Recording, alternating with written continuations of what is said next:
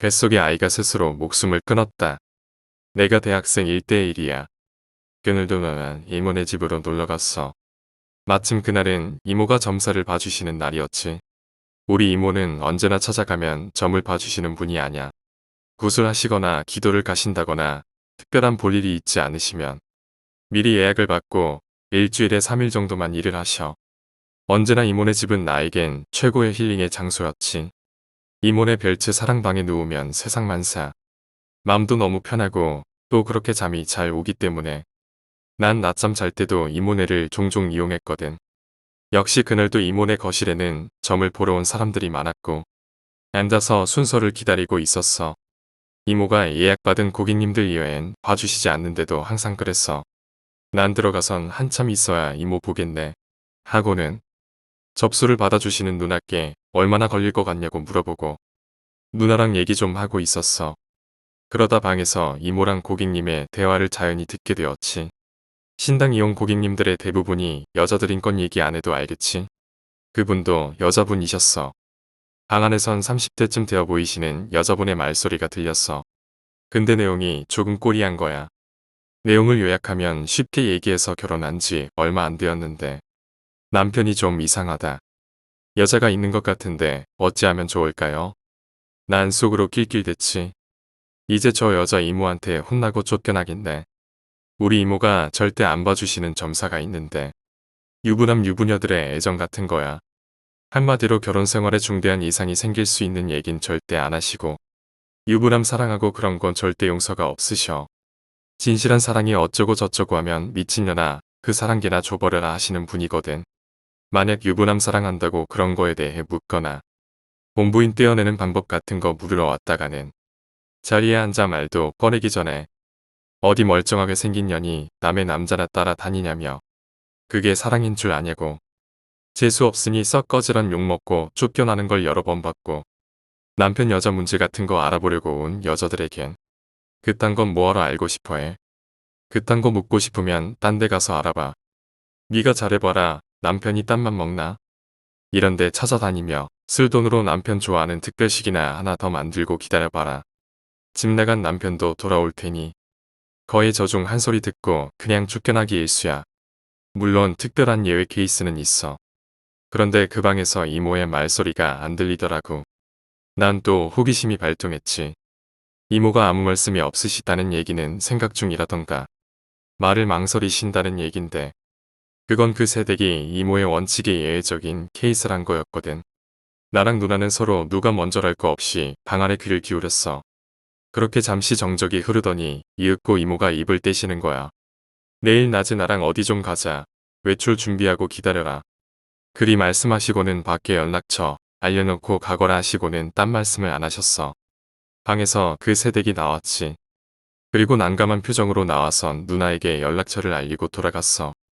난 모든 점사가 끝날 때까지 기다려야 했기에 벨체에 누워 있었는데 그놈의 망할 호기심 때문에 잠이 오질 않더라고. 잠이란 끼니는 꼭 찾아 먹자가 내 삶의 모토인데 그렇게 저녁이 되고선 이모랑 누나랑 저녁을 먹었어. 밥을 먹으며 누나가 말없이 무언의 눈빛으로 아까 그거 여쭤보라는 얘기를 했어. 누나는 이모를 굉장히 어려워하고 무서워해. 이모가 내겐 둘도 없는 엄마 같은 이모시지만 선생님으론 굉장히 엄하고 무서운 호랑이 선생님이야. 누나도 좀 엉뚱한 데가 있어서 이모한테 엄청 자주 혼났지. 신을 모시고 남의 운명을 들여다보겠다는 년이 생각이 그따위고 행동이 그러냐며 그렇게 하다간 멀쩡한 사람만 여럿잡을 거라고. 다 집어치우고 꺼지라는 얘기도 여러 번 들으시고 실제로 열받으신 이모가 손수 가방에 짐 싸시고 마당에 집어 던지신 적도 있었으니까 그래도 펑펑 울면서도 절대 안 나간다고 버팅겼었는데 그래서인지 이제는 제법 명성도 없고 한 사람의 무연 몫을 훌륭히 하셔. 지금도 간혹 볼 때면 그때 얘길 무용담으로 자주 하시는데 끝은 항상 이모께 너무도 고맙단 얘기로 끝나. 누나는 감히 손수 질문하실 용기는 없고 날 방패로 자신의 욕구를 충족시키려 했어. 내 수저 위에 고기를 올려주시는 이모를 보다가 슬쩍 질문을 했지. 이모, 아까 그 새댁 아줌마 무슨 일 생겨? 그래놓고 안 알려주면 삐칠 거야 하는 초롱초롱한 눈빛으로 이모를 쳐다봤어. 이모는 또 쓸데없는 호기심이라며 눈을 흘기시면서도 얘기해 주셨어. 우리 이모가 결혼한 유부녀의 결혼 생활에 중대한 영향을 줄 수도 있는 훈수를 두시는 경우는 한 가지 경우일 때뿐이야. 둘이 같이 살면 절대 안 되는 경우 말야. 노력에 상관없이 둘이 같이 사는 것만으로도 두 사람 다 몸이 크게 상하거나 목숨을 잃게 되거나 최소한 한쪽이 복부 불능의 데미지를 입게 될 때뿐이거든. 지금은 확실히 모르겠구나. 내일 시간 좀 나니 운전 좀 하거라. 역시 말을 아끼시는군. 저녁 먹고 집에 가려고 나오는데 누나가 따라 나왔어. 내일 알아내면 바로 자기한테도 알려달라고 슬쩍 거래를 제안하더군. 고객님 장사 한두 번 하셔요. 날로 드시게. 우린 흥정 끝에 언제나 내가 원하면 라면을 끓여주는 라면 도우미 이용권 5장에 합의를 받친 만족스러운 거래였어. 다음날 난 약속한 시간에 이모 집을 가서 항상 새 차인 평균 3년에 1만 킬로 타는 차를 준비했고 이모는 그 새댁에게 전화하시어 어디로 나오라 약속을 잡으신 후 출발을 했어. 그렇게 새댁과의 약속 장소에 가선 태웠는데 이모가 남편 직장이 어디냐고 묻더군. 누구나 아는 대기업의 서울 본서더라고. 그리고는 내게 그리 가자고 하셨어. 그 새댁에겐 목적지가 가까워지자 남편에게 전화해서 불러내라 하셨어. 그냥 얼굴만 보면 되니까 잠시만 불러내라고 하셨고 그 여자는 잠깐 외출 왔다가 당신 보고 싶어 왔다고 하고는 잠시 나와달라 둘러대더라고. 이윽고 도착하고는 새댁이 나가 남편을 기다리는 동안 난 이모랑 차에 대기했지. 이모는 잠시 후 나온 새댁 남편과 새댁을 말없이 관찰하셨어. 그러시더니 한숨을 푹 쉬시더라고. 잠시 후 그 새댁이 차에 타고 이모가 그 새댁 내에 데려다 준다고 출발하자 하셨지. 근데 이모가 별 말씀이 없으신 거야. 뭔가 골똘히 생각 중이신 것 같았어. 새댁도 이모 눈치만 보고 안절부절하고 난 운전하랴 뒤쪽 분위기 신경 쓰랴 안절부절하고 이윽고 이모가 입을 여셨지.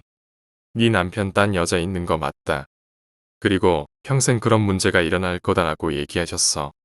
그런데 아줌마는 말을 못하고 우물쭈물하는 거야. 그러자 이모가 다시 입을 여셨는데 엄청난 말씀을 하신 거야. 왜 그러느냐? 뱃속의 아기 때문에 망설이는 거냐? 그 고민은 이해한다. 애미라면 당연히 그러해야지. 그러나 그 아인 너랑 인연이 더는 없다라고 무서운 말씀을 하셨어. 뱃속에 아이가 있다는 것도 처음 한 얘기지만 더는 인연이 없다면 유산이 될 거란 말씀이잖아. 난 우리 이모가 남의 뱃속까지 투시하시는 줄은 몰랐어. 새댁은 어떻게 아셨냐고 놀라면서도 아니라고.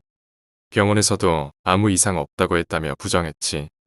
애기도 엄마의 고민을 잘 알아서 자기 때문에 엄마가 불행해지는 게 싫어 스스로 떠나려 한다라고 말씀하셨는데 새댁은 그 순간 이성을 잃고 대들었어.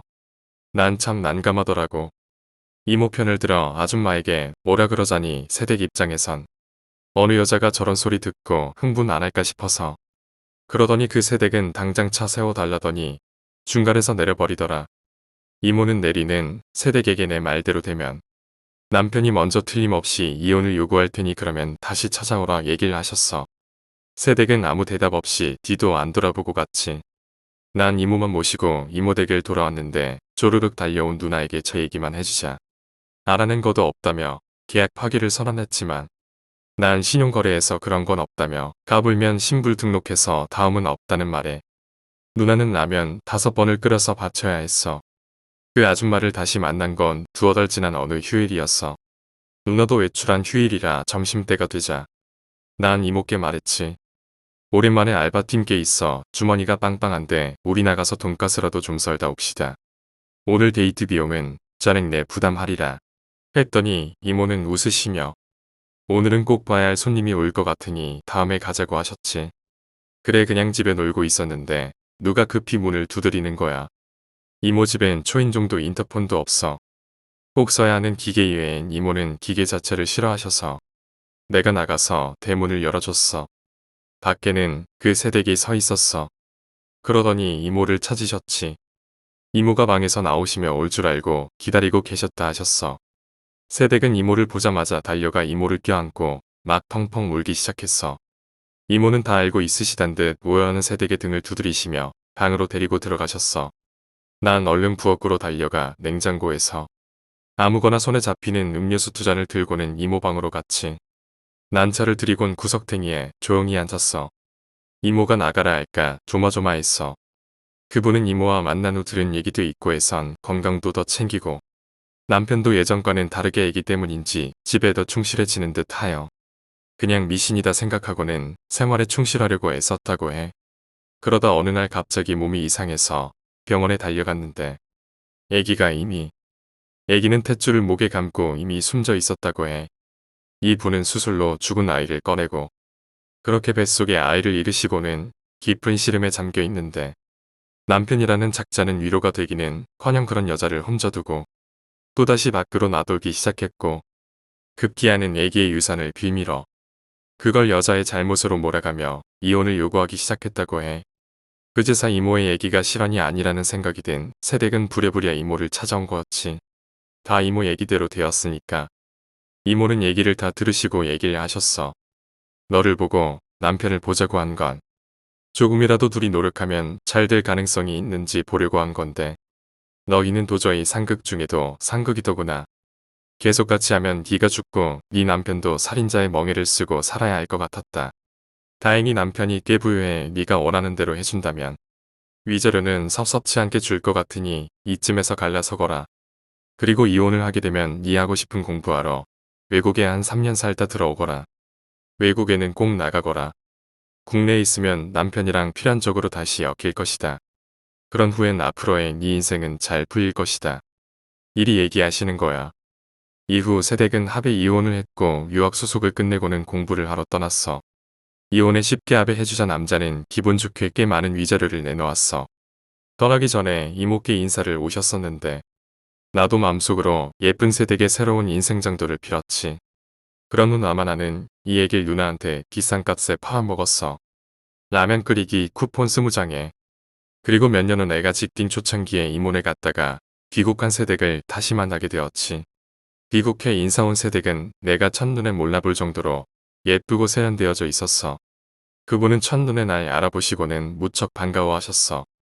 덕분에 자연스럽게 이모랑 얘기하실 때 꼽서리를 끼게 되었는데 그분은 예술의 도시에서 공부하시고 돌아오셨고 그때 귀국전을 가지신다고 하셨지.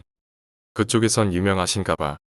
그리고 유학 중 새로운 짝도 만나셔선 행복한 결혼 생활 중이시고 예쁜 아가도 있으시고 그런데 이모 말씀처럼 외국에 안 나갔었으면 전 남편 때문에 힘드셨을 거래.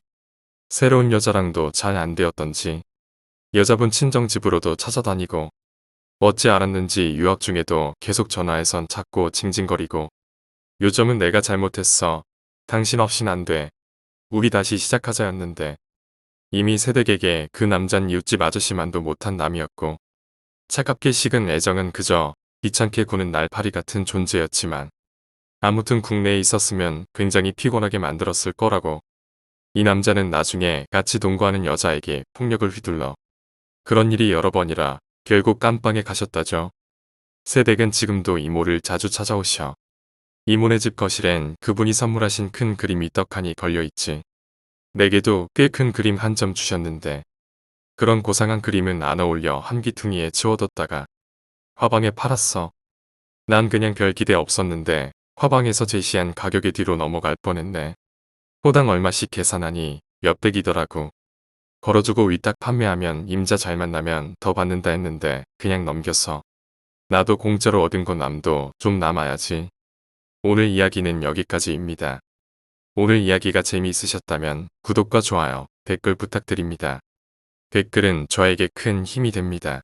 감사합니다.